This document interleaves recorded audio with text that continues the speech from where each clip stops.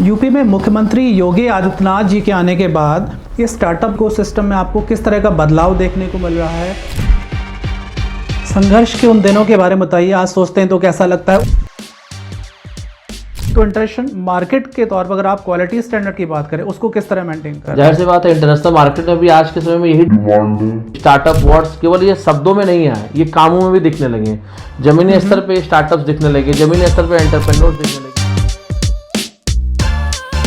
UP से निकलकर Denmark, New Zealand किस तरह देखते हैं? गवर्नमेंट ने कहां तक कैसा सहयोग किया? फुटलैंड एपिमोनिया कॉन्फ्रेंस होता है और उसमें 49 सालों में यूपी गवर्नमेंट पहली बार एज अ डेलीगेशन पार्टिसिपेट की और मेरा सौभाग्य कि उस डेलीगेशन का मैं भी एक पार्ट था। आखिर शहद ही क्यों, शहद ही को क्यों चुना आपने? आप कुछ और भी शुरुआत कर सकते थे।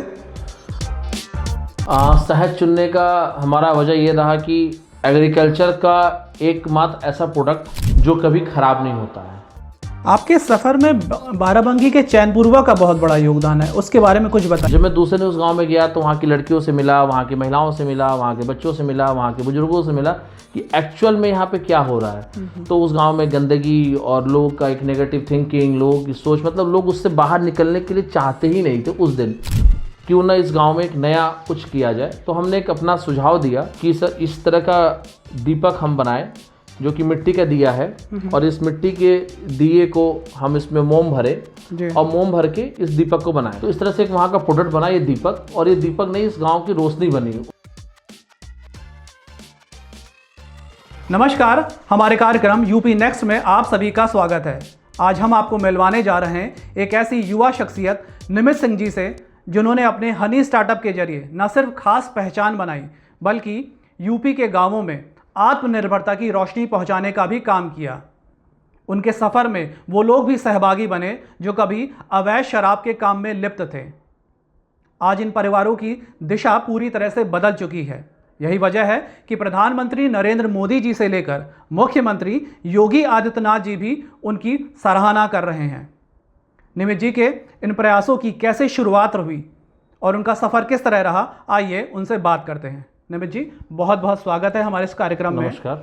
सबसे पहले हम जानना चाहेंगे आपके सफ़र के बारे में, आपके अपने बारे में कुछ बताइए। मूलतः मैं गोरखपुर का रहने वाला हूँ। मेरी पढ़ाई, मेरी स्कूलिंग एजुकेशन गोरखपुर से हुई और उसके बाद मेरी उच्च स्तरीय पढ़ाई तमिलनाडु से हुई। फिर हमने पढ़ाई पूरी करने के बाद हमने लास्ट पढ़ाई अपनी MBA की। MBA के बाद हमने सोचा कि कुछ अपना कार्य करना चाहिए। हमने लगभग 2-3 महीने कंपनी में काम भी किया जिसमें मेरा रुचि नहीं लगा। उसके बाद हम पढ़ाई छोड़ के हम घर आ गए। जैसा कि हम पूर्वी उत्तर प्रदेश से बिलोंग करते हैं और हमारे यहाँ एक नौकरी का कल्चर 2011-12 में काफ़ी ज़्यादा रहता था। तो एक फैमिली प्रेशर कि आपने पढ़ाई किया, आपने अच्छा कार्य किया है, तो क्यों ना आप नौकरी कर रहे हैं, क्यों नहीं आपको जॉब ही करना चाहिए। अब आप अच्छी पढ़ाई कर चुके हैं, अच्छी आपको नौकरी मिलेगी। तो हमने उसको अपने दिमाग से निकाला और हमने एक अपना कार्य करने के लिए रास्ता चुना, जिससे मैंने कि गोरखपुर से बाहर निकल के हमने बाराबंकी का जनपद चुना और सीतापुर का जनपद चुना, जहाँ पे हम कार्य करना हमने प्रयास शुरू की। जो कि हमने उसमें सबसे पहले मधुमक्खी पालन के बारे में सोचा हमने। फिर हमने 1 साल 1.5 साल उस पर काम करने के लिए लोगों से समझने की प्रयास किया और उसके बाद हमारी मधुमक्खी वाला की एक जर्नी चालू हुई, जिसमें हमने एक ब्रांड नाम सोचा ऐसे ही, क्योंकि हर गांव में जाते थे तो लोग मधुमक्खी वाला ही बोलते थे। तो हमने इसको एज अ ब्रांड अडॉप्ट किया कि हम क्यों ना नाम ही इसको ऐसा रख लेते हैं। और इस पूरी 12 साल की जर्नी में काफ़ी सारी दिक्कतें भी आई, काफ़ी सारी अच्छाइयाँ भी रहीं। तो हम जब 2012 में काम चालू किए तो हमने जब पहली बार मधुमक्खी के डब्बे को देखा और जाना और समझा तो ऐसा लगा कि काफ़ी काम कठिन होगा, नहीं कर पाएंगे। तो फिर हमने धीरे धीरे इसको समय देना चालू किया और फिर हमने इसको कैरी ऑन किया और आज 12 साल से मैं इस कार्य को कर रहा हूँ। संघर्ष के उन दिनों के बारे में बताइए, आज सोचते हैं तो कैसा लगता है? उस समय कैसा फील आप करते थे? क्या कभी ऐसे लगा कि टूट जाएंगे, बिखर जाएंगे? जब हमारे जीवन में संघर्ष आता तो बिल्कुल ऐसा लगता है कि टूट जाएंगे, लेकिन शुरुआती जब हमने काम चालू किया तो जैसा मैंने आपको बताया कि मैं गोरखपुर का रहने वाला हूँ और परिवार की तरफ से जो एक फैमिली बैकग्राउंड कह लें या फिर एक फ्रेंड सर्कल का बैकग्राउंड कह लें, तो ऐसा सहयोग नहीं मिलता है कि हम कार्य कर रहे हैं तो आप करिए, कोई दिक्कत होगा तो हम आपको बताएंगे। तो जो भी फ्रेंड्स बने वो नए फ्रेंड्स बने, जो भी लोग मिलते थे वो नए लोग मिलते थे, तो उनसे हम अपनी परेशानियों को शेयर भी नहीं कर सकते थे। तो जब संघर्ष उस समय प्रॉब्लम आती थी तो ऐसा लगता था कि हम काम को नहीं कर पाएंगे या हो सकता है कि हम छोड़ दें काम को। लेकिन एक अंदर से दृढ़ निश्चय था कि इस कार्य को करना है। तो जब प्रॉब्लम आती थी और प्रॉब्लम 2-3 घंटे ख़त्म होता था तो सॉल्यूशन अपने आप उस प्रॉब्लम से ही सॉल्यूशन मिलता था और उसी सॉल्यूशन से हम फिर आगे कैरी ऑन करते थे।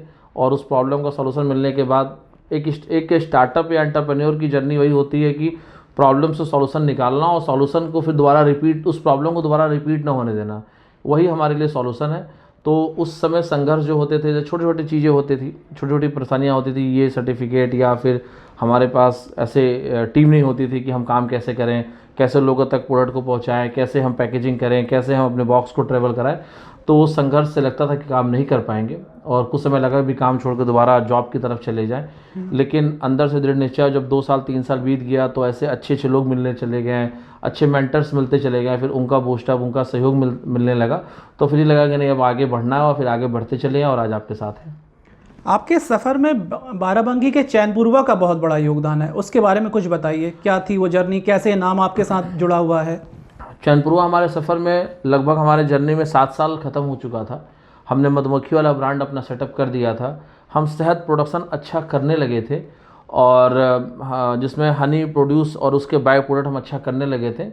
तो अचानक चैनपुरवा गांव, मैं कभी नहीं जानता था चैनपुरवा गांव कहाँ है, क्योंकि चैनपुरवा गांव एक बिल्कुल बाराबंकी में, रामनगर तहसील में, सूरजगंज ब्लॉक, बघहर झील के किनारे सिचुएटेड है। और उस गांव की खूबसूरती है कि 75 एकड़ की झील से वो गांव घिरा हुआ है और वहाँ पे माइग्रेटेड बर्ड्स तक आते हैं। उस वहाँ की एक खूबसूरती है, लेकिन हमें नहीं पता ये गांव कहाँ है।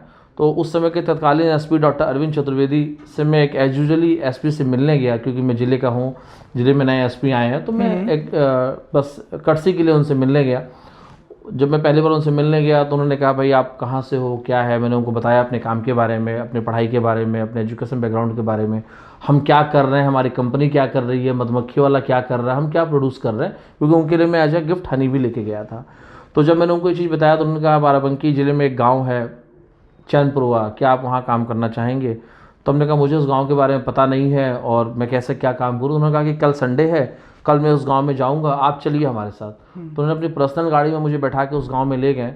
जब मुझे उस गांव में ले गए तो उनकी गाड़ी देख के गांव के सारे लोग भागने लगे, बच्चे बुजुर्ग सब भागने लगे कि पुलिस आ गई और हो सकता है कोई रेड मारने आई है, क्योंकि उस गांव में इलिसिट लिकर बनता था और वो कार्य पिछले 35 वर्षों से चलता हुआ आ रहा था। और मेरे लिए बिल्कुल नया काम था, क्योंकि मैं बी कीपिंग करता हूँ, मैं शहद निकालता था, शहद निकाल के बोतल में फिल करता था, बेचता था, ये मेरा एज यूजुअल डेली रूटीन का काम था। लेकिन सडन एक ऐसा काम हमारे लाइफ में या हमारे वर्क में आया जो कि एक समाज के लिए हम क्या दे सकते हैं अपने कार्य को करते हुए, या एक स्टार्टअप।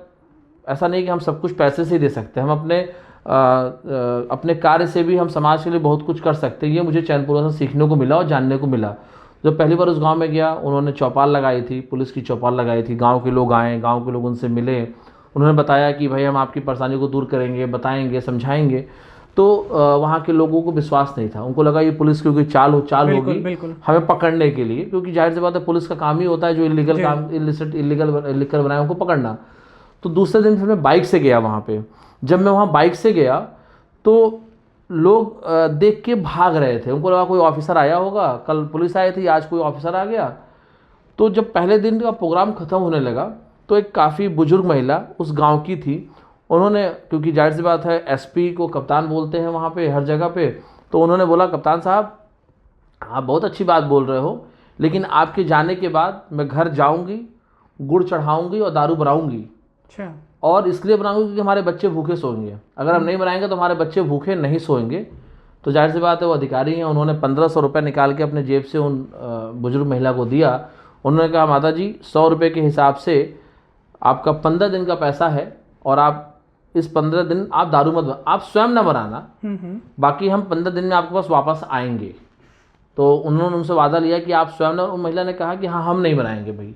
तो जब मैं दूसरे दिन उस गांव में गया तो वहाँ की लड़कियों से मिला, वहाँ की महिलाओं से मिला, वहाँ के बच्चों से मिला, वहाँ के बुजुर्गों से मिला कि एक्चुअल में यहाँ पे क्या हो रहा है। तो उस गांव में गंदगी और लोगों का एक नेगेटिव थिंकिंग, लोगों की सोच, मतलब लोग उससे बाहर निकलने के लिए चाहते ही नहीं थे उस दिन।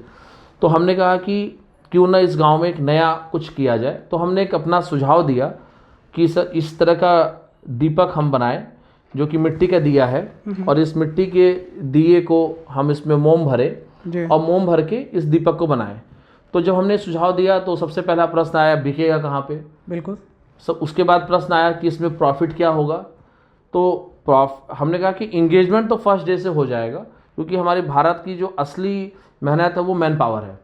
हमने कहा हम कोई मशीनरी लगाएंगे या कोई ऐसी लाइबिलिटी खड़ी कर देंगे जिससे कि लॉन्ग टर्म में पैसा मिले, उनको नहीं चाहिए। उनको शॉर्ट टर्म, मिड टर्म और लॉन्ग टर्म तीनों तरीके से पैसा चाहिए। हम आगे की 6 महीने के आगे के सपने दिखा के उनके आज के सपने हम खत्म नहीं कर सकते, क्योंकि उनको आज का खाना चाहिए था, बिल्कुल। आज का रोटी चाहिए था। तो ये जब हमने उनको बताया, कप्तान साहब को हमने बताया, तो उन्होंने कहा ठीक है, इस दीपक को बनाया कैसे जाए। तो हमने कहा हम पहले इस गांव में 10 महिलाओं को इस काम को सिखाते हैं, और 10 महिलाओं को हमने इस काम को सिखाया, और उन 10 महिलाओं को 3 दिन काम सिखाया। और सबसे अच्छी बात ये थी कि जब तक वो एसपी रहे तब तक वो हर संडे उस गांव में जाते थे, तो एक कनेक्टिविटी बढ़ी रहती थी, हर एक लोग जाते थे, ऑफिसर जाते थे, और लखनऊ से और बाराबंकी से अच्छे लोगों को वो बस में बैठा के ले जाते थे, जिससे कि उस गांव में मार्केट आए, लोग इस दीपक को खरीदे या जो भी अन्य उत्पाद है उसको लोग खरीदे। तो जब हर संडे वो आते तो एक हफ्ते में 500-1000 दीपक बना रहता था, तो वो लोग खरीद लेते थे उनके हेल्प के लिए। तो एक उनको रेवेन्यू जनरेशन का मॉडल मिला। तो जो एक हफ्ता था वो बहुत ही हमारे लिए टास्क वाला काम था कि लोगों के बीच में अपना विश्वास बनाना, बिल्कुल, और उनसे अपना विश्वास जीतना। बिल्कुल। तो मैं स्वयं जाता था उस गांव में। सबसे अच्छी बात थी उस समय हम कह लें, जैसे हमारे माननीय प्रधानमंत्री भी कहते हैं कि हम जब कोई मुसीबत में हो तो वहाँ अवसर ढूंढ लें। बिल्कुल। तो हम कोविड से सब लोग परेशान चल रहे थे, सबके पास काम कम था, मेरे पास भी काम कम था। तो हमने कहा क्यों ना इस समय ये टाइम हम गाँव में दें और ग्रामीण क्षेत्र में दें, जहाँ पे हो सकता है कि आगे चल के ये अवसर में बदल जाए। तो हमें नहीं पता था कि अवसर में बदलेगा कि नहीं बदलेगा, लेकिन वो बदल गया आगे चल के। तो हमने पूरा समय उस गांव में दिया। जब हमने पूरा समय उस गांव में दिया तो उसका रिजल्ट ये निकला कि एक हफ्ते में ही 10 महिलाएं इस दीपक को बनाने में ट्रेंड हो गई। और उन 10 महिलाओं को हमने अलग अलग 10 ग्रुप में बांटा, तो 100 महिलाओं को हमने जोड़ लिया। जब हमने 100 महिलाओं को जोड़ा तो उत्तर प्रदेश सरकार की जो योजना है जिसमें स्वयं सहायता समूह बनता है, उस योजना के अंतर्गत उस गांव में 8 स्वयं सहायता समूह बन गया, जिसमें हर एक समूह में 12 महिलाएं हो गई। तो 8 स्वयं सहायता समूह बनने से 8 स्वयं सहायता समूह का ग्रुप बन गया, जिसमें उनको तुरंत 1,10,000 रुपये का रिवॉल्विंग फंड मिला। 1,10,000 रुपये एक समूह के पास जब आएगा तो 8 समूह के पास लगभग 8 लाख से ज़्यादा की रकम आ गई, जिससे उनके पास पैसा आ गया। जो पहले वो छोटे छोटे काम के लिए सोचती थी कहाँ जाएंगे, तो उत्तर प्रदेश सरकार ने उनका सहयोग किया, एक ग्रुप बना करके। बाराबंकी के ऑफिसर उनके पास खुद गए, खुद जाके गांव में उनके ग्रुप फॉर्म किया, उनको फंड ट्रांसफ़र किया।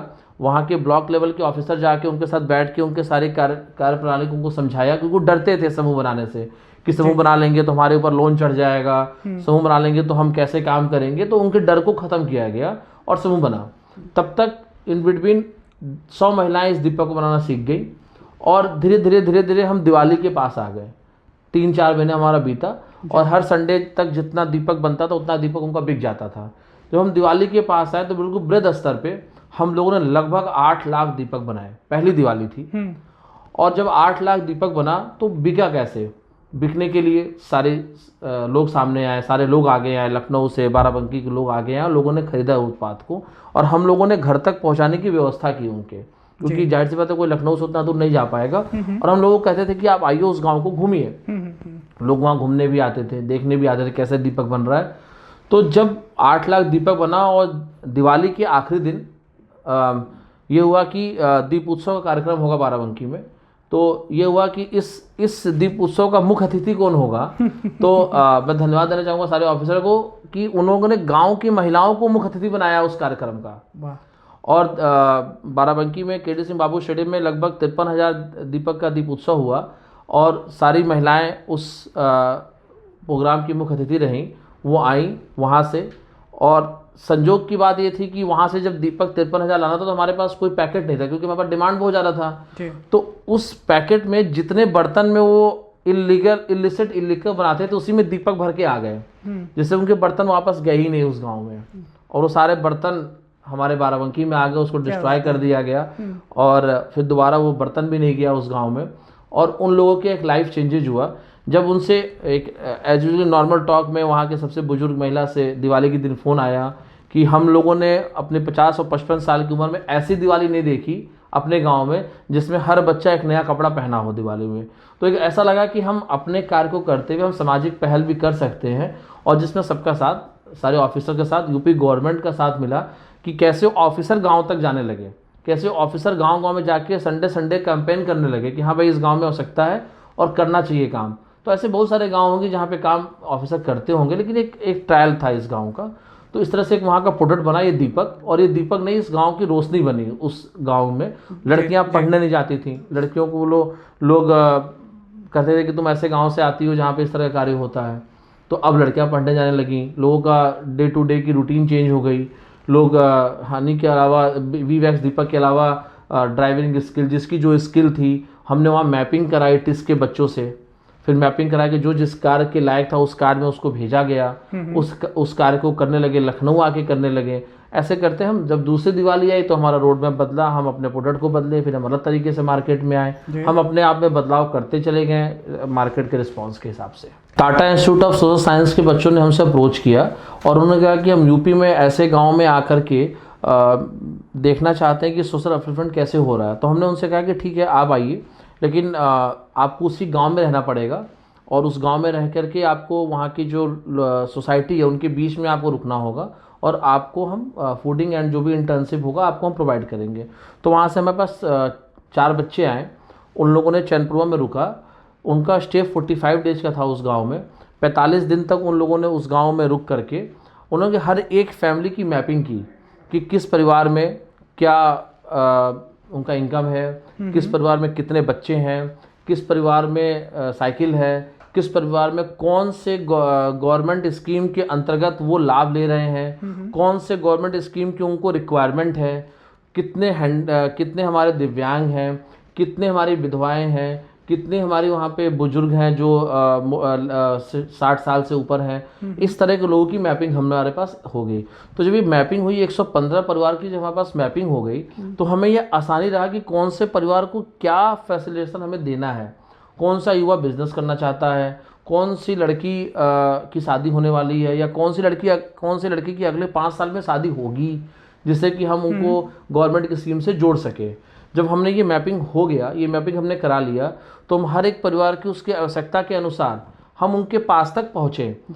फिर हमने एक उस मैपिंग के हिसाब के आधार पे हमने गवर्नमेंट की कुछ फिक्स स्कीम को सेट किया कि जैसे गवर्नमेंट का दिव्यांग पेंशन होता है, या दिव्यांग के तौर पे जो भी उनके पॉलिसी है गवर्नमेंट, यूपी गवर्नमेंट की, उनको फैसिलिटेट कराना, आयुष्मान कार्ड, फिर हमारी राशन की स्कीम जिनको मुफ्त राशन उनको मिल सके, फिर हमारे पास जो उद्यान की स्कीम है, एग्रीकल्चर की स्कीम है, जैसे कृषि का जैसे 2000 रुपये उनको हर 3 महीने में मिलता है, उनका अगर उसमें फीडिंग नहीं है तो फीडिंग कराना, उनकी केवाईसी कराना, सब कुछ हमने उनको सेट किया। मुद्रा योजना के तहत कोई युवा अगर अपना लोन लेना चाहता है तो बैंक से उनको टाई अप कराना, इस स्कीम से जोड़ा हमने उनको, जिससे कि गांव का हर एक व्यक्ति गवर्नमेंट की स्कीम से जुड़ सके।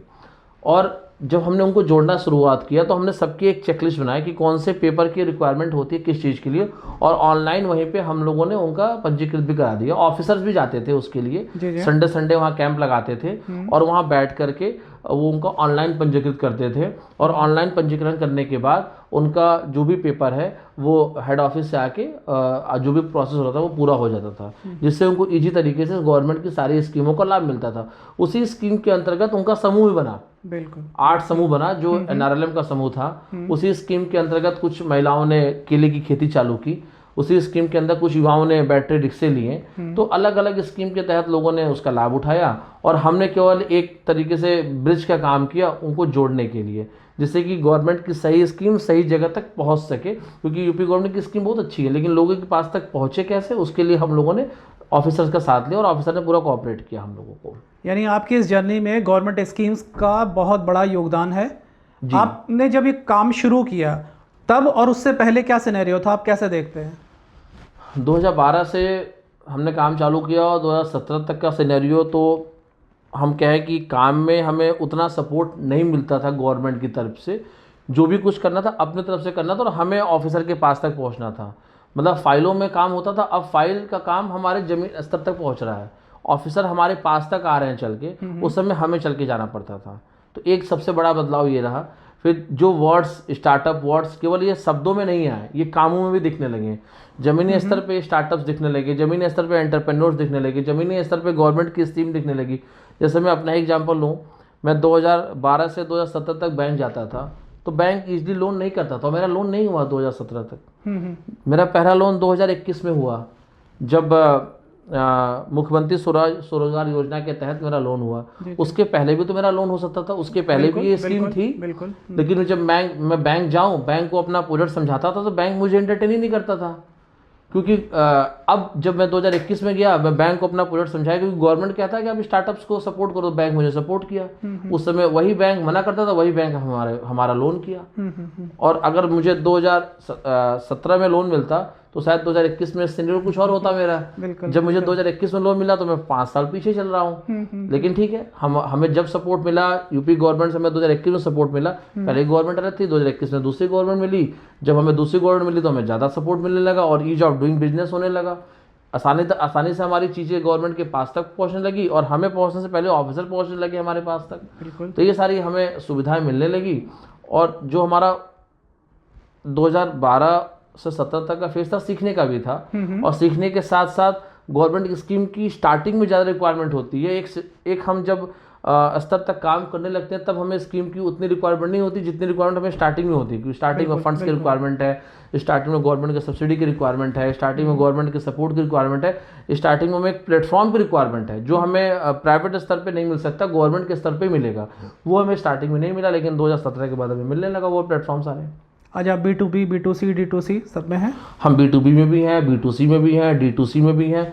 B2B, D2C और हम अपने ब्रांड की बात करें तो इन सब में यूपी गवर्नमेंट का साथ हमें मिला। और उन जैसे B2B के प्लेटफॉर्म पे भी गवर्नमेंट हमें लेके गई, B2C के भी प्लेटफॉर्म पे गवर्नमेंट लेके गई और D2C के भी प्लेटफॉर्म पे गवर्नमेंट लेके गई। जैसे कि गवर्नमेंट की जो वेबसाइट्स है, अमेजॉन, फ्लिपकार्ट से गवर्नमेंट का टाई अप कि आप एंटरप्रेन्योर स्टार्टअप के प्रोडक्ट को आप ऑनबोर्ड करो। स्टार्टिंग में हमें पता नहीं था कि अमेजॉन और फ्लिपकार्ट में हम ऑनबोर्ड कैसे करें, इतनी हमारे पास जानकारी नहीं थी कि कैसे अपने प्रोडक्ट की हम फोटो शूट करें। तो गवर्नमेंट के लोगों ने, ऑफिसर्स ने अमेजॉन के लोगों को अपने ऑफिस में बुलाया, उनसे हमें कनेक्ट कराया, उन्हीं के लोगों ने हमारे प्रोडक्ट की फ़ोटो शूट की, उन्हीं के लोगों ने हमारे प्रोडक्ट को बोर्ड किया, फिर हमें ऑर्डर मिलने लगे। तो हमें बस इतना करना था कि ऑर्डर मिला, हमें डिस्पैच करना है। तो स्टार्टिंग का जो हमारा रोल था वो कम हो गया। अगर हम एक ऐसा कंपनी हम खुद रोल करना चाहते तो हमारा कि पैसा इन्वॉल्वमेंट होता, हम एक एजेंसी हायर करते हैं, फिर वो फोटो शूट करता, तो ये सारी चीज़ों में हमारा टाइम भी जाता, हमें उतना एक्सपर्टाइज भी नहीं था। हो सकता हम 10 रुपये की चीज़ का 10,000 रुपये देते, लेकिन ये चीज़ गवर्नमेंट ने हमें सपोर्ट कर दिया। तो हमें बस इतना था कि अपने काम पे फोकस करना है, हमें मैन्युफैक्चरिंग पे फोकस करना है, बाजार में हमें क्वालिटी चीज़ देनी है, और ब्रांड हमारा इस्टेब्लिश होने लगा धीरे धीरे इस तरीके से। यूपी से निकलकर डेनमार्क, न्यूजीलैंड किस तरह देखते हैं? गवर्नमेंट ने कहाँ कहाँ तक कैसा सहयोग दिया? विदेशों तक में आपके नाम की धूम है, यूपी गवर्नमेंट की धूम लग रही है। मुझे लगता है कि 2049 एपिमोनिया कॉन्फ्रेंस होता है, जो कि यूरोप का एकमात्र ऐसा कॉन्फ्रेंस, हम कह लें वर्ल्ड का एकमात्र ऐसा कॉन्फ्रेंस जो केवल बी कीपिंग के लिए है। और उसमें 49 सालों में यूपी गवर्नमेंट पहली बार एज अ डेलीगेशन पार्टिसिपेट की, और मेरा सौभाग्य कि उस डेलीगेशन का मैं भी एक पार्ट था। डेनमार्क में ये कॉन्फ्रेंस था जिसमें यूपी के ACS मिनिस्टर और 2 फार्मर्स भी यहाँ से गए, उस फार्मर में भी था। जब हम वहाँ पे गए तो मेरा तो पहला यूरोप ट्रिप था, मैं पहली बार अपने लाइफ में यूरोप गया, तो मुझे यूपी गवर्नमेंट लेके गई। मुझे पहली बार यूरोप में क्या मार्केट की डिमांड है, क्या वहाँ पे चाहिए, और जाहिर सी बात है बहुत सारे एंटरप्रेन्योर्स होंगे, बहुत सारे हनी ग्रोअर होंगे, लेकिन मेरे कैपेबिलिटी को देखते हुए गवर्नमेंट मुझे ले गई, जिसके लिए मैं यूपी गवर्नमेंट का धन्यवाद भी बोलना चाहूँगा। कि हो सकता था कि अगर मुझे अपने से यूरोप जाना होता तो शायद मैं वो रिस्क नहीं ले पाता, क्योंकि अब मैं एक बार जा चुका हूँ, मुझे एक बार वो रिस्क, एक बार गवर्नमेंट ने मुझे वो चीज़ दिखा दिया है, तो मुझे समझ में आ गया कि वहाँ पे क्या अपॉर्चुनिटी है। तो दूसरी बार जाना होगा तो शायद मैं अपने पैसे से जा पाऊँ। लेकिन वहाँ पे जब गए, हमने देखा कि जब उस कॉन्फ्रेंस में और भी स्टेट से लोग आए थे, तो मैं वहाँ का आपको अपना एक्सपीरियंस शेयर करूँगा। महाराष्ट्र के लोग आए थे, मुंबई के लोग आए थे, राजस्थान के लोग आए थे, कि कैसे वहाँ पे लोग, अच्छा यूपी गवर्नमेंट की डेलीगेशन आई है, यूपी गवर्नमेंट से मिनिस्टर आए हैं, यूपी गवर्नमेंट के ACS आए हैं, तो सारे स्टेट की प्रॉब्लम लेके लोग यूपी गवर्नमेंट के ऑफिसर से डिस्कस कर रहे थे, एक नॉर्मल से मीटिंग हॉल में, एक कॉफ़ी टेबल पे। तो ये लगा कि हम यूपी कितना आगे हो चुका है कि हम छोटे छोटे पार्ट में अपना पार्टिसिपेशन दे रहे हैं, और वो छोटा हो सकता है, हमारे लिए तो बहुत बड़ा है लेकिन बाकी लोगों के लिए छोटा होगा। लेकिन जब वहाँ पे गवर्नमेंट का पार्टिसिपेंस है तो गवर्नमेंट किस स्तर तक अपने कामों को लेकर सीरियस है, इससे हम लोगों को और ज़्यादा बूस्टअप मिलता है। ये आपकी डेनमार्क और न्यूजीलैंड का जो सफ़र है ये किस ईयर से था? डेनमार्क का सफ़र अभी 2025 में ही गए थे हम, अभी 4 महीना पहले गए थे। और न्यूजीलैंड का सफ़र नहीं था, न्यूजीलैंड का गवर्नमेंट ऑफ इंडिया के साथ FTA एग्रीमेंट है, फ्री ट्रेड एग्रीमेंट है, तो वहाँ से टीम आई थी अभी 2 महीने पहले आई थी, दिसंबर में टीम आई थी। और दिसंबर में टीम आई 2025 में। और वो टीम का यहाँ पे आने का उद्देश्य ये था कि न्यूजीलैंड की एक हनी काफ़ी फेमस है, मनुका ब्रांड है, हनी नहीं ब्रांड कह सकते, जो कि वहाँ की गवर्नमेंट ने उसको इस्टेब्लिश किया हुआ है। तो उनकी टीम यहाँ पे ये करना चाहती है कैसे हम मनुका के स्तर पे हम यूपी के हनी ब्रांड को इस्टेब्लिश करें। यूपी में ऐसा उस प्रोडक्ट में क्या एनालिसिस करना है, या हमें अपने वर्किंग पैटर्न में क्या चेंज करना है, ऐसा कौन सा साइंटिफिक बी कीपिंग करना है कि जिससे हम अपने काम में बदलाव करके, और उनके एक्सपर्ट्स यहाँ पे आके अपने नॉलेज को शेयर करेंगे, उनके एक्सपर्ट यहाँ पे आके अपने काम के बारे में बताएंगे, हमारे काम को चेंज कराएंगे, और फिर हम अपने हनी को उस स्तर पे लेके जा सकते हैं जिस स्तर पे मनुका ब्रांड का हनी है, और उस तर्ज पे हम अपना भी ब्रांड बनाएंगे। हमने यूपी का ब्रांड हम बन सके, जिससे अपने यूपी का सारा ब्रांड एक ब्रांड के नाम से बिके। ये स्टार्टअप को लेकर मुख्यमंत्री योगी आदित्यनाथ जी के नेतृत्व में आपको यूपी में किस तरह से इकोसिस्टम में बदलाव देखने को मिल रहा है? मुझे लगता है स्टार्टअप के तौर पे माननीय मुख्यमंत्री जी की तरफ से जो सहयोग मिल रहा है, ईज ऑफ डूइंग बिजनेस हो चुका है यहाँ पे। जो AI का जो इस समय बिल्कुल बहुत सारी कंपनियाँ आ रही है जो फ्री में हम लोग को चीज़ें प्रोवाइड करा रही हैं। फिर उसके बाद यहाँ पे जो बैंक है, बैंकिंग सेक्टर है स्टार्टअप के तौर में, क्योंकि सबसे पहले फंड चाहिए, तो बैंक काफ़ी अच्छे से कॉर्पोरेट कर रहा है हम लोगों को कि हाँ आप आइए और आप को हम पैसा दे रहे हैं किसी भी स्कीम में, चाहे वो गवर्नमेंट की स्कीम हो चाहे गवर्नमेंट की स्कीम ना हो।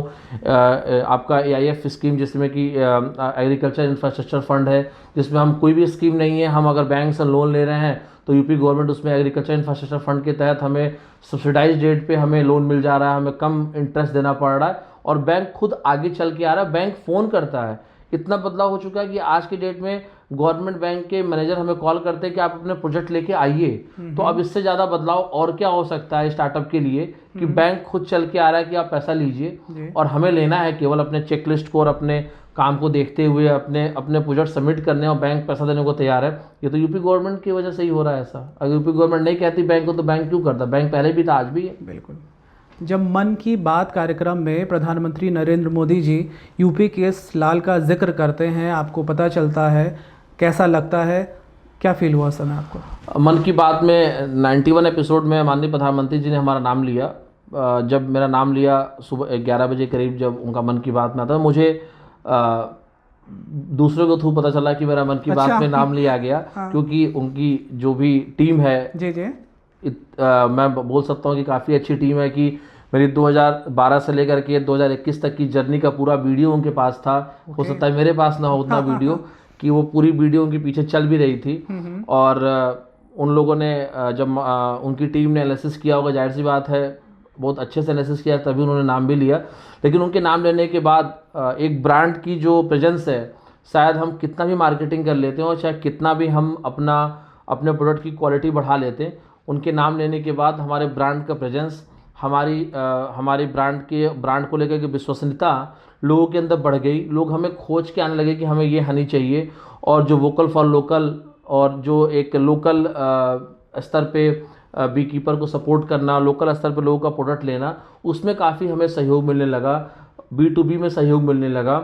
और सबसे बड़ी बात है कि जब माननीय प्रधानमंत्री जी ने हमारा नाम लिया, तो हमारा दायित्व तो और ज़्यादा बढ़ गया कि हमें और अपने काम को कैसे अच्छा करना है। क्योंकि केवल नाम लेने तक तो हमारे लिए सफ़र था, वो हमें अननोन था, लेकिन नाम लेने के बाद जो सफ़र है वो हमारे लिए कुछ ज़्यादा ही वो था, क्योंकि हमें अब वो कार्य करना है जिससे हमें देख के और 4 युवा आगे आ रहे हैं कार्य करने को। तो हमने कहा कि नहीं, अब इस नाम को और हमें आगे बढ़ाना है, तो हमें हमारे नाम के साथ अगर माननीय प्रधानमंत्री जी का भी नाम जुड़ा हुआ है, तो हमारे हर एक प्रोडक्ट में वो क्लास होना चाहिए जो एक प्राइम मिनिस्टर हमारे देश के चाहता है, और उनके साथ साथ हमारे कंट्री का नाम भी जुड़ा हुआ है। तो हम अगर अपने प्रोडक्ट को बाहर लेके जा रहे हैं, तो हम कंट्री को रिप्रेजेंट कर रहे हैं, और अगर कंट्री के अंदर है तो हमारे साथ के लोग हैं जो हमारे प्रोडक्ट को यूज कर रहे हैं। और हम कहते हैं कि हमारे प्रोडक्ट को, हमारे कंपनी को या हमारे प्रोडक्ट के बारे में माननीय प्रधानमंत्री जी ने मन की बात में नाम लिया है, तो हमारे प्रोडक्ट पर कोई क्वेश्चन कर रहा है, तो इसका मतलब कि माननीय प्रधानमंत्री जी के ऊपर क्वेश्चन कर रहा है। इसलिए हमें उस चीज़ को, लेगेसी को मेंटेन करना है। तो हमारे पास जिम्मेदारियाँ और बढ़ी, और जाहिर सी बात है हमारे बिजनेस में भी ग्रोथ हुआ, जिससे कि छोटे छोटे स्तर पे जो गांव ग्रामीण क्षेत्र में हम काम कर रहे थे तो हमें एक इंटरनेशनल लेवल पे हमारी ब्रांडिंग और इंटरनेशनल लेवल पे लोग हमें जानने लगे और लोगों के बीच में हमारी पहचान होने लगी।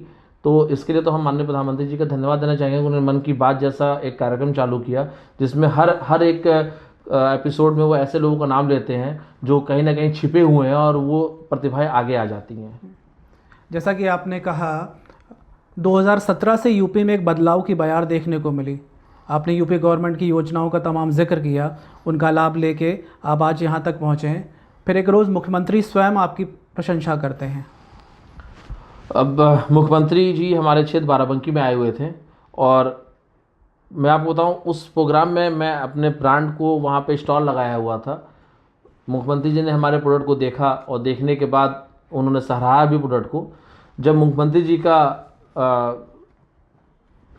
बात चल रहा था वहाँ के किसानों से, तो मुझे नहीं पता कि उन्होंने नाम लिया, क्योंकि मैं तो अपने स्टॉल पे लोगों को बता रहा था प्रोडक्ट के बारे में। मुझे बताया गया कि माननीय मुख्यमंत्री जी ने आपका नाम भी लिया है, तो मैं उस वीडियो को खोजने लगा, वो वीडियो कहाँ पे है, तो लोगों ने मुझे भेजा भी वीडियो।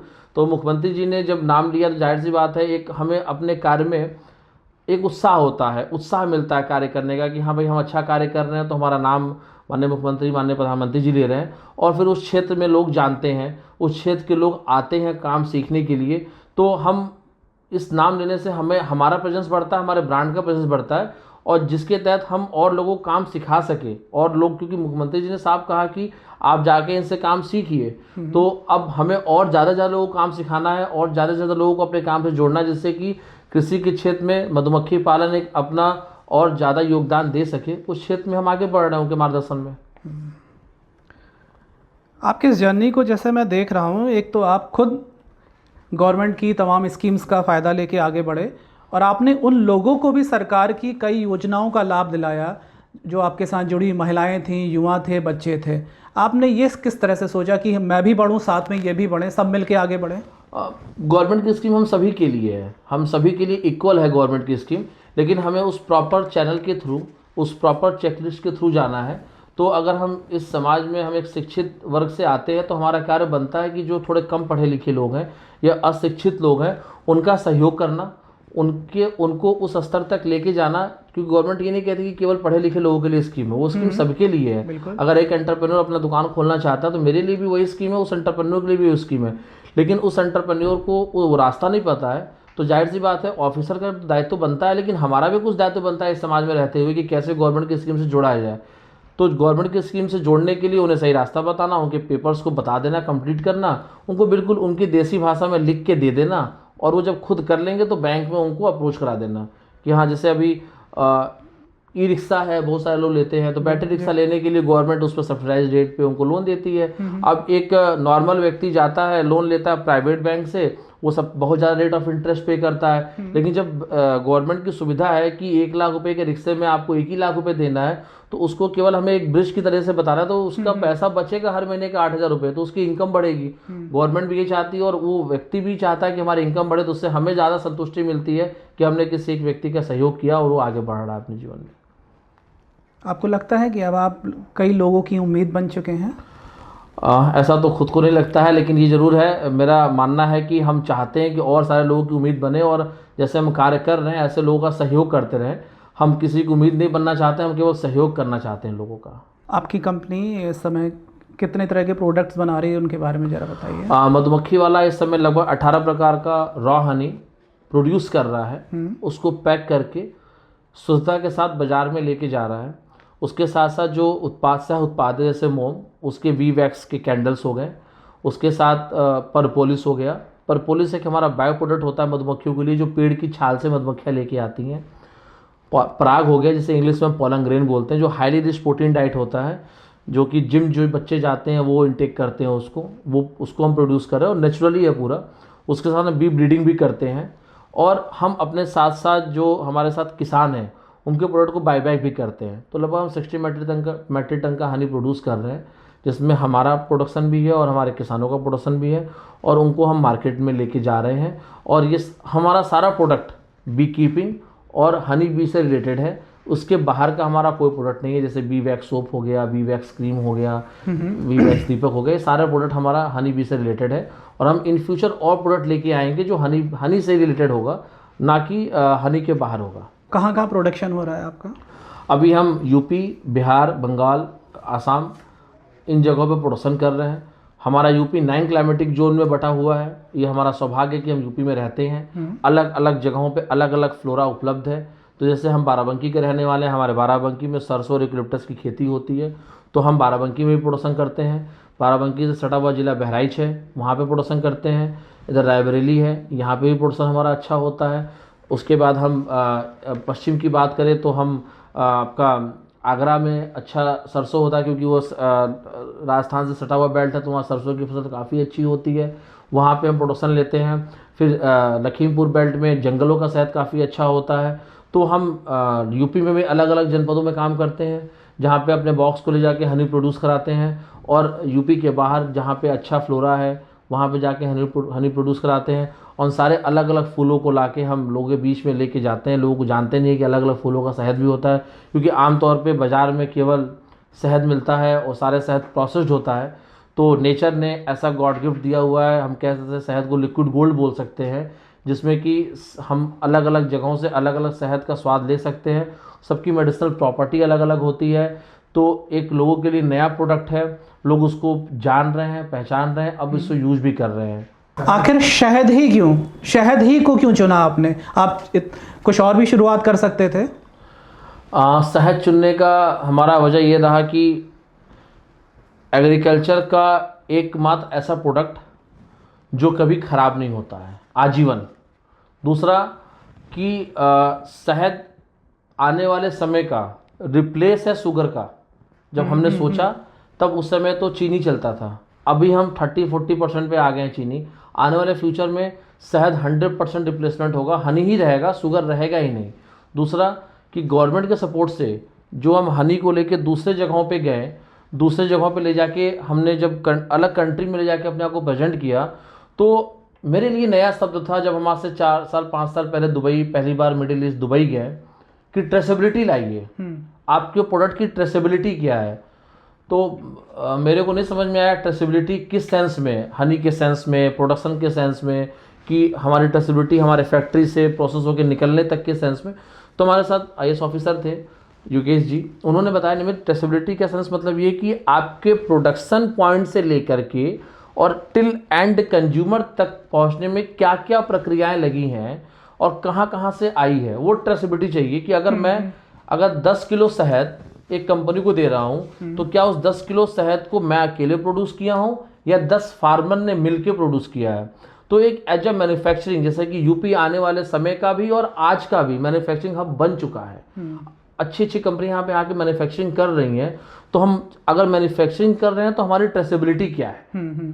तो हनी हमने इसलिए चुना कि हम हनी में ट्रेसेबिलिटी दे सकते हैं कि ये 10 फार्मर हैं, इनके ये बॉक्सेज हैं, इनके ये आधार कार्ड है, इनके ये मोबाइल नंबर है, इनसे हम हनी लेके आ रहे हैं, ये हमारा खुद का पर्सनल बॉक्स है, इससे हमने हनी प्रोड्यूस किया, इस क्लाइमेट में हमने हनी प्रोड्यूस किया, हमने यहाँ पे फिल्ट्रेशन किया, हमने यहाँ पे प्रोसेस किया, हमने यहाँ पे लैब टेस्ट कराया और ये हनी आपके पास तक आ गई।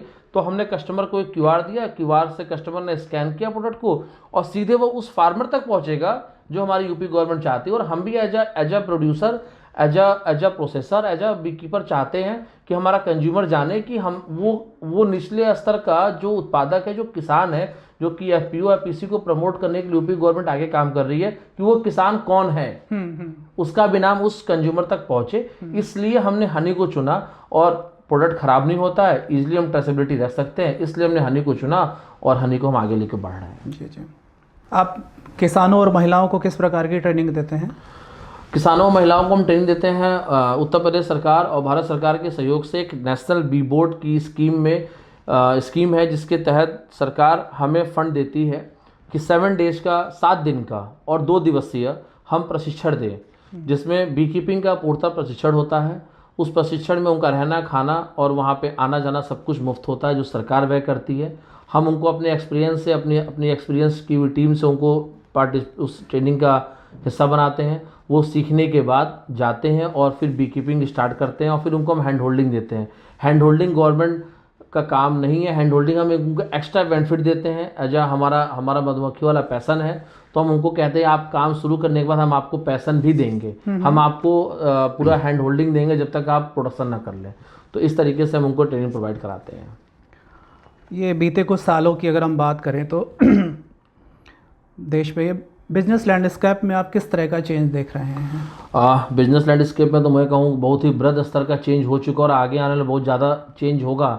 जैसे हम अगर हम बात कर लें इंफ्रास्ट्रक्चर की, मैन्युफैक्चरिंग हब की, ईज ऑफ डूइंग बिजनेस की, या फिर हम बात करें कि स्टार्टअप्स की, स्टार्टअप फंड्स की, ये सारी चीज़ें बहुत तेज़ी से बढ़ रही हैं और इन सब का फ़ायदा हम सभी को मिल रहा है। हमारे जैसे बहुत सारे स्टार्टअप्स आगे आ रहे हैं। मुझे लगता है कि 1 लाख से ज़्यादा स्टार्टअप इनरोल्ड है और उसमें सबसे ज़्यादा भागीदारी यूपी का है और 111 स्टार्टअप ऐसे हैं जो अपने उस स्तर पे आ चुके हैं जो कि एक स्टार्टअप्स के वर्ड से वो बाहर आ चुके हैं। अभी रिसेंटली माननीय प्रधानमंत्री जी ने स्टार्टअप्स का इंक्लेव भी किया था जिसमें अच्छे स्टार्टअप्स आए भी थे। यूपी में भी स्टार्टअप्स को अच्छा सहयोग मिल रहा है और उस 1 लाख के स्टार्टअप्स में सबसे ज़्यादा प्रतिभागी जो यूपी से है उसमें एग्रीकल्चर के स्टार्टअप हमें लगता है कि ज़्यादा है, क्योंकि एग्रीकल्चर सेक्टर में और फूड प्रोसेसिंग सेक्टर में स्टार्टअप आगे आ रहे हैं और उस मैं सौभाग्य हूँ कि मैं भी उस क्षेत्र में कार्य कर रहा हूँ। यूपी में मुख्यमंत्री योगी आदित्यनाथ जी के आने के बाद ये स्टार्टअप में इकोसिस्टम में आपको किस तरह का बदलाव देखने को मिल रहा है? इससे किस तरह लोग आगे बढ़ रहे हैं और अन्य लोगों के लिए भी प्रेरणा बन रहे हैं? मुझे लगता है कि जो मेरी जानकारी है, जितना हम स्टार्टअप से इंक्लेव और स्टार्टअप से मिलते हैं, तो लगभग 20 से 21 हज़ार स्टार्टअप जो है इनरोल्ड हैं यूपी में और जिसमें से 80 से 85 इंक्यूबेटर्स हैं और 7 सेंटर ऑफ एक्सीलेंस है जो अलग अलग क्षेत्रों में काम कर रहे हैं। एग्री में भी काम कर रहे हैं, उसमें आईटी में भी काम कर रहे हैं। और जैसे हमारी जो आईआईटीज़ हैं, आईआईटी कानपुर, आईआईटी बीएचयू, ऐसे जो आईआईटी से यूपी गवर्नमेंट जो टाई अप किया है, यूपी स्टार्ट इन यूपी है, जिस स्टार्ट इन यूपी की वेबसाइट के थ्रू हम जाके यूपी में स्टार्टअप्स इनरोल हो सकते हैं और जिससे हम लोगों को सहयोग मिलता है उसमें कि हम एक चैनल के थ्रू, एक विंडो के थ्रू हम अपनी बात और अपना सारा क्लियरेंस ले पाते हैं। स्टार्टअप्स के लिए 2 से 3 साल के लिए हमें सहयोग मिलता है उसमें यूपी गवर्नमेंट का। तो अब इससे बड़ा बदलाव मुझे लगता है कि हमारे यूपी में आने वाला समय जो चेंजेस और ज़्यादा अभी बदलाव ऑलरेडी हो चुका है, अब और बदलाव होगा और डे बाय डे चीज़ें चेंज हो रही हैं जिसमें और स्टार्टअप इनरोल हो रहे हैं। हर दिन हर एक स्टूडेंट के साथ और हर एक एंटरप्रेन्योर स्टार्टअप बोर्ड अब जान चुका है और स्टार्टअप का लाभ लेने के लिए आगे आ रहा है। हर व्यक्ति चाहता है कि स्टार्टअप का हम लाभ लें। अपने आइडिया पहले केवल वो सोच ले तो स्टार्टअप में 5 लाख रुपए गवर्नमेंट दे रही है, वो उसके आइडिया अच्छे हैं तो 25 लाख रुपए फंड मिल जा रहा है। तो इससे बड़ा बदलाव और क्या हो सकता है। और हम चाहते हैं कि हम एग्री सेक्टर में काम करना चाहते हैं, सेंटर ऑफ एक्सीलेंस से हम जाके अपना हेल्प ले लेते हैं।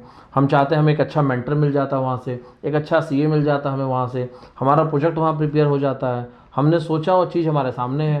तो और गवर्नमेंट और हमें क्या देगी। अब मुझे लगता है कि इस ऑरा में भी हम अगर अपने आप को प्रेजेंट नहीं कर पाएँ तो शायद दोबारा आप कभी ये ऑरा नहीं मिलेगा कि अपने आप को प्रेजेंट करने का, कि इतनी अच्छा एटमॉस्फेयर, इतना अच्छा लॉ एंड ऑर्डर, इतना अच्छा स्टार्टअप, इतना अच्छा गवर्नमेंट का अप्रोच स्टार्टअप के साथ, एंटरप्रेन्योर के साथ, सभी के साथ है कि अब इससे अच्छा माहौल हमें और कभी नहीं मिलने वाला कार्य करने के लिए। ऐसा ही नेशनल लेवल पे देखने को मिल रहा है? बिल्कुल, क्योंकि जाहिर सी बात है नेशनल लेवल और यूपी लेवल पे वहाँ पे माननीय प्रधानमंत्री जी हैं, यहाँ पे माननीय योगी जी हैं, दोनों लोगों का कोऑर्डिनेशन इतना अच्छा है कि हमें हर जगह सपोर्ट मिलता है। और ये हमारे लिए एक चांस की बात है कि यूपी में भी हम योगी जी का सानिध्य पा रहे हैं, वहाँ पे प्रधानमंत्री जी का सानिध्य पा रहे हैं। हम यहाँ पे जो कार्य करते हैं तुरंत हमारा कार्य वहाँ पहुँच जाता है। वहाँ पे हम सेंट्रल लेवल पे कोई स्कीम है तो हमें माननीय प्रधानमंत्री जी की तरफ से मिल जाता है, यूपी में माननीय योगी जी की तरफ से मिल जाता है। और मुझे लगता है कि 1 लाख से ज़्यादा स्टार्टअप्स हैं, 2 लाख से ज़्यादा स्टार्टअप्स हैं जो कि नेशनल लेवल पे काम कर रहे हैं और 8 तो यूनिकॉर्न है यूपी के स्टार्टअप्स में। और उन सबसे हम लोग को इंस्पिरेशन मिलता है कि हम भी उस 8 में आ जाएं आने वाले समय में, और गवर्नमेंट का सपोर्ट ऐसे मिलता रहेगा तो हम आएंगे भी आने वाले समय में उस यूनिकॉर्न में। बिल्कुल। आपने ये तो बताया कि आप हनी में ही क्यों आए। एक सवाल ये भी है कि शहद के उत्पादन में, शहद के बिजनेस में इस समय देश में नामी गिरामी कंपनियां हैं, वो आपसे बहुत पहले से काम कर रही हैं, आज भी काम कर रही हैं। तो आप अपने आप को उनसे किस तरह अलग मानते हो या क्या कुछ अलग कर रहे हैं? मैं अपने आप को इसलिए अलग मान रहा हूँ, मेरा अलग मानना ये है कि मैं कभी, ठीक है, मैं एक एज अ कॉर्पोरेट की तरह काम कर रहा हूँ, कंपनी के लिए सोचना हमारा फर्स्ट है, लेकिन मैं नेशन को फर्स्ट मानता हूँ। अगर मैं अपने कंपनी को पहले ना सोच के नेशन को फर्स्ट मानूँ तो शायद हमारी कंपनी अपने आप ग्रोथ हो जाएगी। बिल्कुल। और नेशन फर्स्ट मानने के साथ साथ हमारे साथ जो ग्रामीण स्तर पे जो युवा, जो महिलाएं, जो लोग जुड़े हुए हैं, अगर उनके रेवेन्यू में मैं सपोर्ट करूंगा, उनका मैं इनकम बढ़ाऊंगा, तो मेरी कंपनी का इनकम बढ़ेगा। इसलिए मैं अपने आप को उनसे अलग मानता हूँ। वो कंपनी का ग्रोथ सोचते हैं, मैं नेशन फर्स्ट होने के नाते ग्रामीण स्तर के लोगों का इनकम चाहता हूँ बढ़े, इसलिए मैं उनसे अलग हूँ। ये तो आपने भावना की बात की, लेकिन अगर हम इंटरनेशनल स्टैंडर्ड की बात करें, आप बाहर तक भी, यूपी के बाहर भी, अदर कंट्रीज़ में भी आप पहुंचे हैं, तो इंटरनेशनल मार्केट के तौर पर अगर आप क्वालिटी स्टैंडर्ड की बात करें, उसको किस तरह मेंटेन करें? जाहिर सी बात है, इंटरनेशनल मार्केट में भी आज के समय में यही डिमांड है कि वहाँ भी ट्रेसेबिलिटी चाहिए। तो हम ट्रेसेबिलिटी कहाँ से लाएंगे? जो प्रोड्यूस कर रहा है, हम एक प्रोड्यूसर हैं, हमारे साथ हमारा साथी प्रोड्यूसर है, तो हम अगर उनको हनी दे रहे हैं 2 बॉटल, तो 1 बॉटल मेरा, 1 बॉटल मेरे साथी फार्मर का है, तो हम उनको ट्रेसेबिलिटी दे पाते हैं ईजी तरीके से। अगर हम एक केवल प्रोड्यूसर होंगे तो हम ईजी तरीके से ट्रेसेबिलिटी नहीं दे पाएंगे। जो बहुत सारी कंपनियां वो केवल प्रोसेसिंग करती हैं, बहुत सारी कंपनियां हैं जो केवल बेचती हैं, बहुत सारी कंपनियां हैं जो केवल मैन्युफैक्चरिंग करती हैं। हम तीनों करते हैं, तो हम तीनों स्तर पर ट्रेसेबिलिटी उनको दे पाते हैं। इसलिए हम इंटरनेशनल लेवल पे और नेशनल लेवल पे जो गवर्नमेंट चाहती है या वहाँ की जो डिमांड है कि कैसे हम जो बिल्कुल ग्रामीण स्तर का किसान है, वो भले वहाँ नहीं पहुँच पा रहा है, आने वाले समय में पहुँच पाएगा, लेकिन कल को जब वो पहुँचेगा तो वो बता सकता है कि मेरा शहद आपके पास आ चुका है, ये ट्रेसेबिलिटी थी आपके पास। तो इस स्तर पे हमारा गांव आने वाले समय में आज भी बैठा हुआ है। आने वाले समय में हर एक किसान एक्सपोर्ट कर पाए, ये गवर्नमेंट की मंशा, और हम भी चाहते हैं कि हर एक किसान एक्सपोर्ट करे और लोकल जो कंजप्शन है उसको बढ़ाए। आपकी ये सफ़र शहर के कंफर्ट जोन से मधुमक्खी के छोटे से बॉक्स तक कैसे पहुंचा? हाँ, ये तो कह सकते हैं कि बी कीपिंग हमारा हॉबी नहीं था, हॉबी बन गया। पैसन नहीं था, पैसन बन गया। पैसे के बारे में कभी नहीं सोचा कि इससे पैसा कमाना है, लेकिन हाँ, एक मधुमक्खी इतनी छोटी जीव है, इतना छोटा इंसेक्ट कह सकते हैं, हमें जीने को सिखाती है। क्योंकि बी का जो लाइफ साइकिल है लगभग 45 दिन का होता है। 45 दिन के जीवन चक्र में वो लगभग इस पृथ्वी का 3 चक्कर लगाती है, और एक मनुष्य का जीवन 60-70 साल, 80 साल, 90 साल होता है। और हम अपने मनुष्य के जीवन में पूरे जीवन में हम शायद एक प्लांटेशन नहीं करते होंगे। अगर हम एक एवरेज की बात करें तो बहुत सारे लोग होंगे जो नहीं करते होंगे, लेकिन मधुमक्खी 45 दिन के जीवन चक्र में लिक्विड गोल्ड देके जाती है, जो 1 चम्मच का 1/3 हिस्सा होता है, उतना हमारे हाथ से छूट जाता है। तो जब हमने मधुमक्खियों को समझने लगे, हम देखने लगे, हम तो हमको लगा ये तो बहुत रोचक ज़िंदगी है। हम एक ऑफिस में लैपटॉप के सामने बैठ के या एक टेबल पे बैठ के हम केवल आराम से चीज़ें ले रहे हैं और हमें मिल रही है, वो इतनी आसानी से नहीं मिलती है। उसके पीछे बहुत सारे लोग होते हैं, बहुत सारे लोगों की जर्नी होती है जो जुड़ी होती है। तो हमको उसके अंदर पैशन डेवलप होने लगा।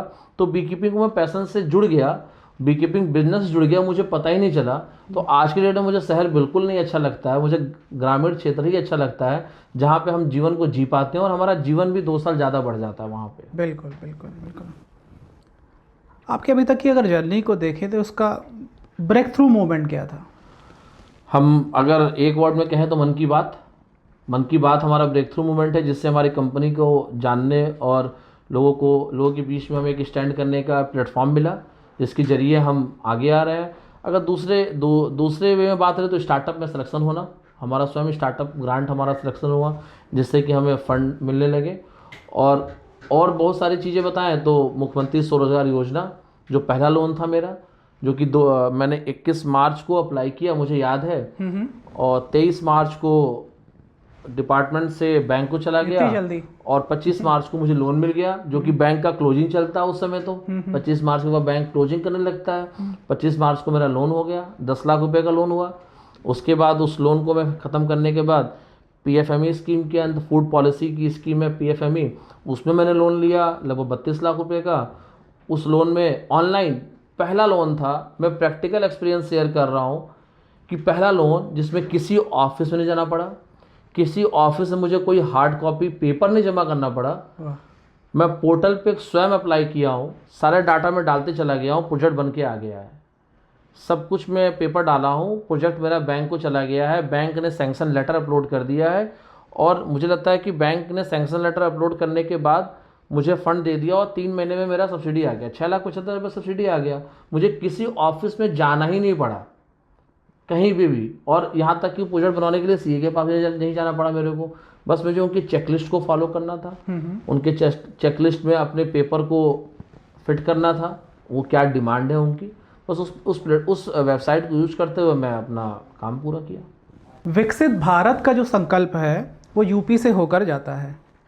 आपको क्या लगता है इसको किस तरह हम अचीव कर सकते हैं, सबको साथ लेके गवर्नमेंट की स्कीम्स के ज़रिए? मुझे लगता है विकसित भारत का सफ़र तभी पूरा होगा जब हम सभी युवाओं में या हमारे साथ जो युवा हैं उनके अंदर एक नेशन फर्स्ट की भावना जब आ जाएगी। और जाहिर सी बात है, हम इस समय जो विकसित भारत का सपना साकार कर रहे हैं वो इसलिए साकार कर पा रहे हैं क्योंकि हम युवाओं में या हमारे साथ जैसे और भी जो स्टार्टअप है उनके अंदर नेशन फर्स्ट की उनके अंदर भावना जागृत हो रही है। और ये जागृत कराने वाले हमारे माननीय योगी जी हैं, जिन्होंने सबको मोटिवेट किया कि नहीं भाई, आपके लिए ग्रामीण स्तर पे आपका गांव पहले है, फिर आपका प्रदेश पहले है, फिर भारत पहले है, तब जाके हम इंटरनेशनल लेवल पे जाते हैं। तो हम कैसे ग्रामीण स्तर पे अपना योगदान दे सकते हैं, हमारे लिए नेशन फर्स्ट होगा, तभी विकसित भारत का रास्ता और ज़्यादा आगे हम बढ़ पाएंगे इसमें। 2017 के बाद अगर हम देखते हैं तो एक शब्द जो है आज बिल्कुल धरातल पे काम कर रहा है, वो है महिला सशक्तिकरण। आपके अपने इस कारोबार को जब से आपने शुरू किया तब से अब तक महिला सशक्तिकरण आपके लिए कितना मायने रखता है, इसको थोड़ा बताएं। बहुत ज़्यादा मायने रखता है क्योंकि मैं अपने साथ लगभग 275 महिलाओं को जोड़ा हूँ और डायरेक्टली मैं उनके साथ एंटरटेन करता हूँ। डायरेक्टली मेरी उनसे लगभग डेली बात होती है मेरी, सुबह और शाम। मुझे लगता है कि अगर मैं एक कंपनी में शहर में खोल दूँ तो शायद वहाँ पे 10 बजे के बाद हमें स्टाफ ना मिले, और अगर मिलेगा तो हमें ओवर टाइम कराना होगा या जो भी एक पॉलिसी है वो कराना होगा। लेकिन ग्रामीण स्तर पर अगर हम काम करते हैं तो महिला अपने घर का काम करके 10 बजे तक दोपहर में, और 10 बजे वो आके काम करती है और फिर शाम को घर पे जाती है खाना बना के, फिर आके शाम को 6 बजे 7 बजे के बाद फिर स्तर पे काम करती है। तो जो गांव-गांव में फैक्ट्रियां लग रही हैं, एमएसएमई को जो बढ़ावा मिल रहा है उत्तर प्रदेश सरकार की तरफ से, और एमएसएमई में जो महिलाओं को बढ़ावा मिल रहा है उसका रिजल्ट है कि महिलाएं आगे आ रही हैं। और महिलाओं के आगे आने से एक घर नहीं 2 घर का विकास होता है। बिल्कुल। जाहिर सी बात है, वो अपने ससुराल पक्ष को भी विकास करती है और मायके पक्ष को भी विकास करती है, और उस गांव के उस ग्रामीण स्तर पे जो लोग हैं वहीं पे उनको काम मिल जाता है। तो अगर हर गांव में 2 फैक्ट्री लग गई तो वहाँ के लोगों को बाहर जाने की आवश्यकता ही नहीं है। इसलिए एमएसएमई सेक्टर को भी बढ़ावा मिल रहा है और इसलिए महिलाएं आगे आ रही हैं। और मुझे लगता है कि महिलाएं अगर 100 रुपीज़ हमारे यहाँ पे अर्न करती हैं, पूरा 100 रुपीज़ बचा पाती हैं। आत्मनिर्भर और विकसित भारत का जो संकल्प है, ये आत्मनिर्भर और विकसित भारत का जो संकल्प है उसका रास्ता आत्मनिर्भर और विकसित उत्तर प्रदेश से होकर जाता है। प्रधानमंत्री नरेंद्र मोदी जी का दृढ़ संकल्प है कि 2047 तक हम इस लक्ष्य को हासिल कर लेंगे। इसको आप किस तरह देखते हैं, आपकी क्या राय है इस बारे में? मुझे लगता है कि आत्मनिर्भर भारत और विकसित भारत का रास्ता उत्तर प्रदेश से होकर जाता है। इसमें एमएसएमई सेक्टर का काफ़ी बड़ा रोल होगा क्योंकि ग्रामीण स्तर पे जो एमएसएमई हब सरकार के सहयोग से बन रहा है, अभी रिसेंटली 4 से 5 महीना पहले हम सभी के ज़िले में, हमारे ज़िले में भी कुछ अधिकारी और जनप्रतिनिधियों ने एक मीटिंग की थी जिसमें हम सभी से 2047 में कैसा भारत हम देखना चाहते हैं या हम क्या चाहते हैं कि 2047 में कैसा हो, क्या हमारे सुझाव हैं, किस तरह के बदलाव हो, उस तरह के सुझाव हम सभी से मांगे गए थे। हम लोगों ने अपने सुझाव दिए भी थे अपने अपने क्षेत्र में, कृषि के क्षेत्र में किस तरह के स्टार्टअप्स आने चाहिए, किस तरह से ग्रामीण स्तर पे किस तरह की सुविधाओं में बदलाव हो कि 2047 में हम जो रास्ता है विकसित भारत का वो उत्तर प्रदेश से होके जाता है, उसमें भी ग्रामीण उत्तर प्रदेश का जो सहयोग है वो काफ़ी ज़्यादा रहेगा और आज भी है। तो जैसे मेरा सुझाव उसमें यही था कि जब तक हर ग्रामीण क्षेत्र में या ब्लॉक लेवल पे या पंचायत लेवल पे एक एमएसएमई का लघु उद्योग नहीं स्थापित होगा, तब तक हम विकसित उत्तर प्रदेश को 2047 में हम अपना योगदान नहीं दे पाएंगे। और उस कार्य को पूरा करने के लिए अभी से स्टार्टअप्स को, अभी से वहाँ के लोगों को हमारा भी जो कार्य है जिसमें लोगों को हम बता सकें कैसे हम सरकार की स्कीम से जोड़ना, जो हम ऑलरेडी कर रहे हैं उसमें और लोगों को जोड़ के और एक फैक्ट्री, एक उद्योग हर एक पंचायत लेवल पे बने और उसमें लोग आगे आएँ। मधुमक्खी वाला के जरिए आपकी पहचान एक युवा उद्यमी के तौर पर है। सरकार की तमाम स्कीम्स हैं जिनका फ़ायदा युवा उठा रहे हैं, तो आप युवाओं की इस जर्नी को किस तरह देखते हैं, युवा किस तरह फ़ायदा उठा सकते हैं सरकार की विभिन्न योजनाओं से जोड़कर, आप उनको क्या संदेश देना चाहेंगे, क्या राय देना चाहेंगे? हमें लगता है कि हमारे से युवा जो कृषि क्षेत्र में या किसी भी अन्य क्षेत्र में कार्य कर रहे हैं, तो अपने उत्तर प्रदेश सरकार की इतनी अच्छी स्कीम है, इतनी अच्छी पॉलिसीज है जो कि ग्राउंड लेवल पर डिलीवर हो रही हैं। ऐसा नहीं कि बन रही है, बन के डिलीवर हो रही है और हम उसका लाभ ले रहे हैं। और सरकार खुद हमारे द्वार तक चल के आ रही है, हमारे पास तक ऑफिसर चल के आ रहे हैं। तो केवल हमें पेशेंस रखना है, हमें धैर्य रखना है, अपने काम के ऊपर फोकस करें हम, और सारी स्कीमों का हम लाभ लें। जिस भी स्कीम में अपने आप को हम फिट समझते हो उस स्कीम का लाभ लें। सरकार, मुझे नहीं लगता है कि किसी भी युवा को आज की डेट में कार्य करने के लिए सरकार की किसी भी स्कीम में उनके कार्य के हिसाब से उनके पास स्कीम ना हो। इतनी सारी स्कीम है यूपी गवर्नमेंट की जिसमें वो अपने कार्य को लेके जा सकते हैं और आगे बढ़ के वो कार्य कर सकते हैं, क्योंकि जब युवा आगे बढ़ेंगे तभी उत्तर प्रदेश आगे बढ़ेगा। बीते लगभग 9.25 वर्षों में यूपी में मुख्यमंत्री योगी आदित्यनाथ जी के नेतृत्व में जो ट्रांसफॉर्मेशन देखने को मिल रहा है, आज निवेशकों की लाइन लगी हुई। एक वक्त था यही निवेशक यूपी में आने से कतराते थे, सोचते थे, 10 बार सोचते थे। आज नज़रिया पूरी तरह से बदल चुका है। तो इस ट्रांसफॉर्मेशन को आप किस तरह देखते हैं? जाहिर सी बात है, इस ट्रांसफॉर्मेशन से हम सभी को फ़ायदा हो रहा है। जैसे कि बहुत बड़ी कंपनियां स्टार्टअप यहाँ पे आके इन्वेस्ट कर रही हैं और यहाँ के लोगों को रोज़गार भी उससे मिल रहा है। जैसे अभी ग्राउंड ब्रेकिंग सेरेमनी हुआ, उसमें अभी यूपी इन्वेस्ट हुआ, और छोटे छोटे डिस्ट्रिक्टों में, छोटे छोटे जनपदों में बाहर की कंपनियां आके, जैसे अभी हमारे यहाँ रिसेंटली हम बाराबंकी ज़िले की बात करें तो वहाँ पे बॉक्स पार्क बन रहा है, क्योंकि अभी लखनऊ में बॉक्स पार्क नहीं बना हुआ है। अभी गुड़गांव में हमने बॉक्स पार्क देखा था, तो बाराबंकी जैसे जनपद में बॉक्स पार्क बन रहा है, बाहर की कंपनी आके बॉक्स पार्क बना रही है। तो हम जैसे स्टार्टअप को वहाँ पे स्पेस प्रोवाइड होगा, हम लोग वहाँ से अपने मार्केट को जनरेट कर सकते हैं, और हम जब वहाँ पे अपना प्रोडक्ट प्लेस करेंगे तो और 2 लोग को हम वहाँ पे रोज़गार देंगे। वहाँ पे अदर कंपनियाँ भी पहुँच रही हैं, जिससे कि अगल बगल के लोगों को रोज़गार मिलेगा। तो जब हम सभी को, जब युवाओं को रोज़गार मिलेगा, लोकल लोगों को रोज़गार मिलेगा, तो जाहिर सी बात है इससे हम सभी को लाभ मिलने वाला, और लाभ मिल भी रहा है, आने वाले समय मिलेगा भी। ये थे निमित जी। निमित जी ने शहद की मिठास, मोम की रोशनी और मिट्टी की खुशबू के साथ अपने सफ़र की शुरुआत की। उनका ये सफ़र लगातार जारी है और इस सफ़र में हर रोज़ नए नए लोग जुड़ रहे हैं। हमारी कामना है उनकी सफलता का यह सफ़र इसी तरह जारी रहे। आज के लिए बस इतना ही। अगले एपिसोड में फिर किसी ऐसी ही शख्सियत के साथ आपके सामने हाजिर होंगे। तब तक के लिए नमस्कार।